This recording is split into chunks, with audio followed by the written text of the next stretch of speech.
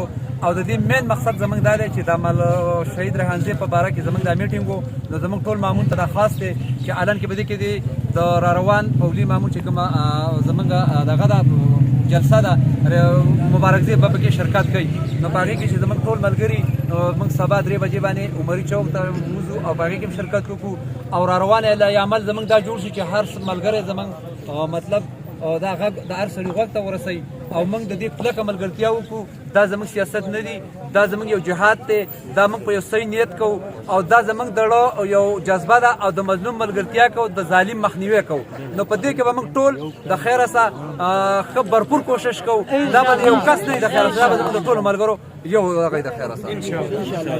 اعوذ بالله من الشیطان الرجیم بسم الله الرحمن الرحیم د ټولو ناول خزو ملک صاحب ته په کامیاب پروګرام کولو باندې خراج تحسین پیش کوم